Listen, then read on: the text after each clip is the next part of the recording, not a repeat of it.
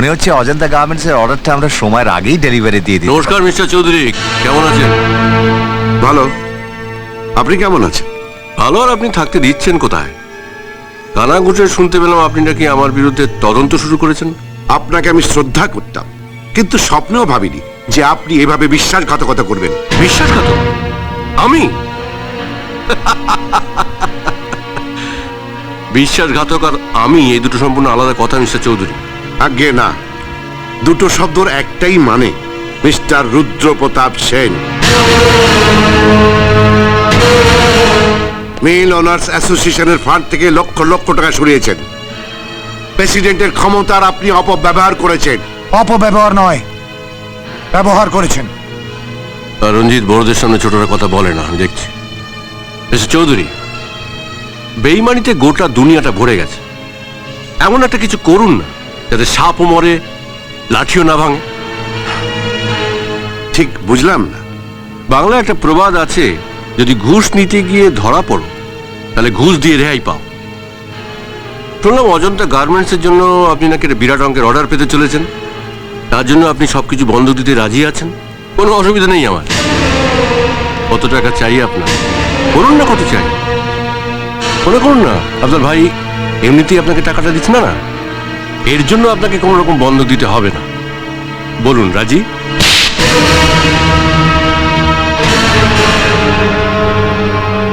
আপনি আমাকে মারলেন। আমার উত্তরটা জানিয়ে দিলাম, এর চেয়ে ভালো উত্তর আমার আর জানা নেই। এবার নয়তো নেবার। বাংলায় একটা প্রবাদ আছে যে খেতে হলে চড়ও খেও, কিন্তু ফেরত দেওয়ার সময় সুদে আসলে ফেরত দিও। আমি তোমার এই চটটা সুদে আসলে ফেরত দেব চৌধুরী, সুদে আসলে। চৌধুরী পরিবারের ইজ্জতে হাত দিয়েছিস, আমার ছোট মেম সাহেবের গায়ে হাত দিয়েছিস। আমি তোকে ছাড়বো না।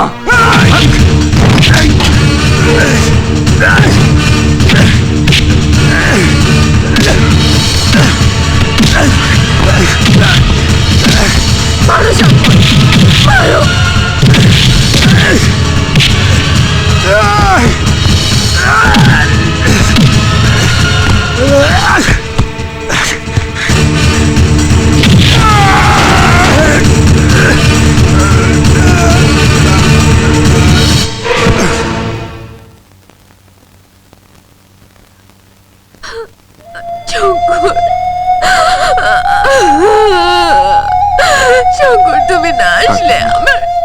কাঁদবেন না ছোট মেম সাহেব, সব ঠিক হয়ে যাবে। আপনার কান্না আমি সহ্য করতে পারবো না।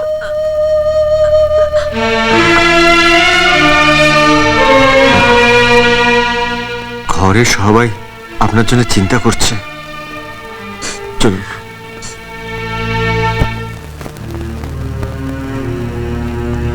এতক্ষণ তুই কোথায় ছিলিস বর্ষা? বর্ষা, আমি জিজ্ঞেস করছি তুই এতক্ষণ কোথায় ছিলিস? বড়দা, ছোট মেম সাহেবকে এখন কিছু বলবেন না। আরে ওকে বলবারই বা কি আছে? ওর অবস্থা দেখে তো বুঝতে পারছি।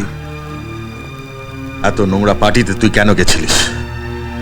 কেন গেছিলিস বল। না বড়দা, না। ছেড়ে দে। বাবু মশাই, না বাবু মশাই, আমি আপনাকে পরে সব বুঝিয়ে বলবো। বাবু মশাই, কিছু বলতে হবে না। তোর গামছার আড়ালেও ছেঁড়া কাপড় আমার সব প্রশ্নের উত্তর দিয়ে দিয়েছে। যা ভেতরে যা, যা।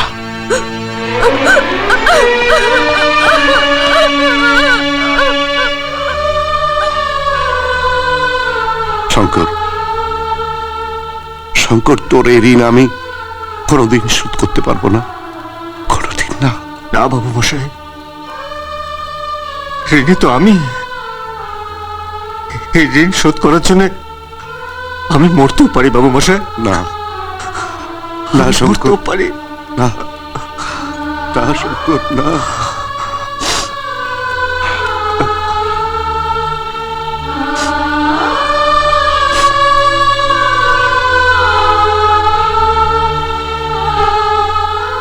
পুরুত মশাইকে একবার বরং ডাকি। শুভ লগ্ন দেখে আশীর্বাদের দিন ঠিক করুন। হ্যাঁ হ্যাঁ, তাই করো।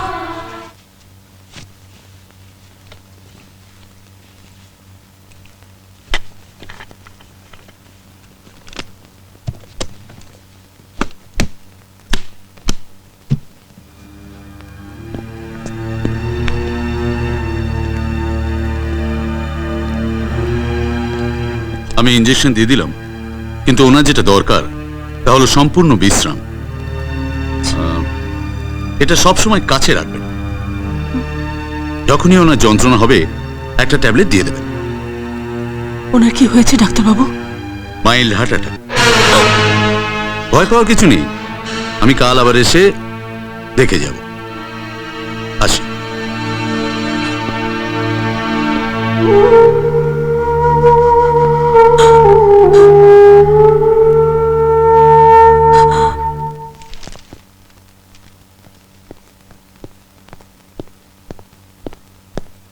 সেন সাহেব, তুমি তুমি এখানে কেন এসছো? তোমাকে না বলেছি কাজ মিটে না যাওয়া পর্যন্ত তুমি এখানে আসবে না? না এসে উপায় ছিল না। কেন? দেখুন, পুলিশ কেসটা নিয়ে যেভাবে উঠে পড়ে লেগেছে, আসল ঘটনাটা যদি জানতে পেরে যায়। পুলিশ তো জানতে পারবে বিক্রম বাবু। কি? ও ঠিকই বলেছে। বাংলা একটা প্রবাদ আছে জানো তো, বীর পুরুষকে মারে তার বীরত্ব, আর কাপুরুষকে মারে তার ভয়। আর এই ভয়ে অর্ধেকের বেশি অপরাধী ধরা পড়ে। ভয় পেও না বিক্রম, ভয় পেও না, তাহলে তুমি মরবে। শর্ট সার্কিট থেকে কি ফ্যাক্টরিতে আগুন লাগতে পারে না? পারে না। এটাই হলো কারণ। পুলিশ কোনোদিনই ছায়ের গাদা থেকে আসল কারণটা খুঁজে পাবে না। এখন তুমি যদি ভয় পেয়ে গিয়ে মুখ খুলে ফেলো, তাহলে আমাদের বাকি জীবনটা জেলের ঘানি টেনে কাটাতে হবে। সরি স্যার, দ্বিতীয়বার আমাকে আর এই কথাটা মনে করিয়ে দিতে হবে না। এখন তুমি এসো বিক্রম, আর কিছুদিনের জন্য ভুলে যাও যে তুমি আমাকে চেনো। ঠিক আছে স্যার। স্যার, যাবার আগে আপনাকে অভিনন্দন জানাই আপনার স্বপ্ন পূরণ হওয়ার জন্য। আমার স্বপ্ন এখনো পূরণ হয়নি বিক্রম। তবে তো অমরনাথ চৌধুরীর শরীরটা ফালা ফালা করেছি, এখনো নুন ছেটানো বাকি।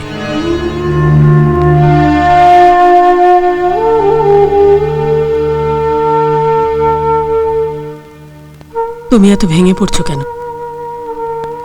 ছেলেরা বড় হয়েছে, তোমার এত চিন্তা কিসের? আমার সব সম্পত্তি বিক্রি করেও এই ঋণ আমি শোধ করতে পারবো না শান্তি। ভাবছি লোকের কাছে মুখ দেখাবো কি করে। বাবুমশাই, মল্লিক সাহেবের ফোন। আপনি কিন্তু বলবেন যে একসময় আপনি ওর অনেক উপকার করেছেন। হ্যালো মল্লিক, শুনেছ তো ভাগ্য আমার সাথে কিভাবে পরিহাস করেছে? সংসারে তো ওঠা পড়া আছেই অমর। অমর? আমার ছেলের তোমার মেয়েকে পছন্দ নয়, তাই এই সম্বন্ধটা আমি বাতিল করলাম। কিন্তু মল্লিক, তুমি নিজেই সেদিন কথা দিয়েছিলে। আমি নিরুপায়। বুঝেছি মল্লিক, বুঝেছি। সময় এখন আমার খারাপ যাচ্ছে, তাই তুমি আমার দিক থেকে মুখ ঘুরিয়ে নিচ্ছ। কিন্তু মল্লিক,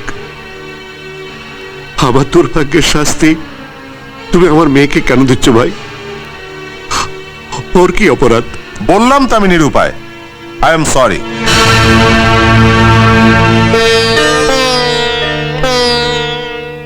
কি কি বললেন মল্লিক মশাই? সরি মানে সরি বলল। মল্লিকের ছেলের আমাদের বর্ষাকে পছন্দ নয়।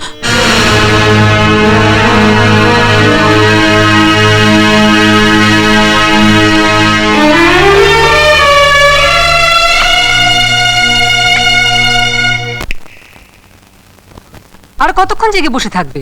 শুতে হবে না? সারা রাত এখানে বসে থাকবে নাকি? তুমিও পারো বৌদি।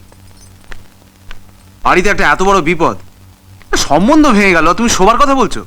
জেগে বসে থাকলে যদি সম্বন্ধটা জুড়ে যেত না, তাহলে আমিও সারা রাত জেগে বসে থাকতাম। কি বলতে চাইছো তুমি? বলতে চাইছি না, বলছি। কি? ঋণ নেবার সময় বাবা এই বাড়িটা বন্ধক রেখেছিলেন। তাতে কি হয়েছে? তুমি আর কবে বুঝবে বলো তো?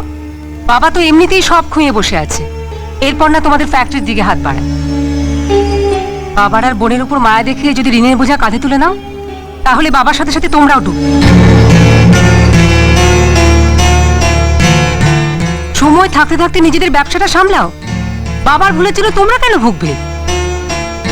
দিদিভাই ঠিকই বলেছেন, বাবা ঋণ নিয়েছেন, বাবাই বুঝুক। তোমাদের এ ব্যাপারে মাথা ঘামাতে হবে না।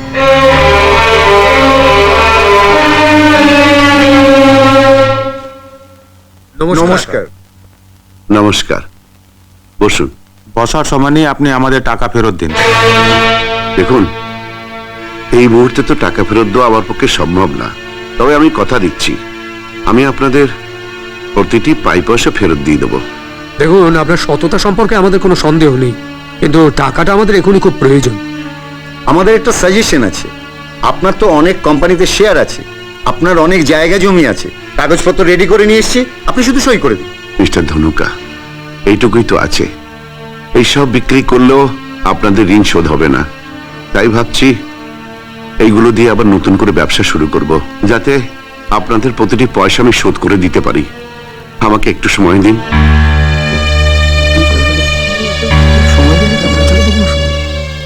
ঠিক আছে, আপনাকে আমরা 6 মাস সময় দিলাম। 6 মাস আমার জন্য যথেষ্ট। আপনাদের সবাইকে অনেক ধন্যবাদ। আমি কথা দিচ্ছি আপনাদের প্রতিটি পয়সা আমি শোধ করে দেবো। তাহলে এই গ্যারেন্টি পেপারে আপনার ছেলেদের সই করে দিতে বলুন। ঠিক আছে।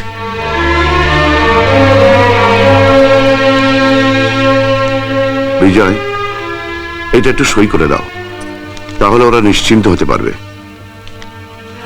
বাবা, এইভাবে আমাদের সই নিয়ে আপনি আর কতজনকে নিশ্চিন্ত করবেন? কি বলতে চাও তুমি? নতুন করে ব্যবসা শুরু করে সেখান থেকে রোজগার করা এত সহজ নয় বাবা। সময় মতো ঋণ শোধ করতে না পারলে আমাদের কি হবে? বড়দা, কি বলছো? ফালতু কথা রাখো তো, সই করে দাও। বাবা, যদি কিছু মনে না করেন একটা পরামর্শ দিই, নিজেকে দেউলিয়া ঘোষণা করে সমস্যা থেকে মুক্ত হন। মির্জা, কি উল্টো পাল্টা বলছো? বাবু মশাই তোমাদের কাছে সই চেয়েছেন, পরামর্শ নয়। বড়দা, তুমি সই করে দাও। থাক শঙ্কর, থাক, তোমাদের সই করতে হবে না।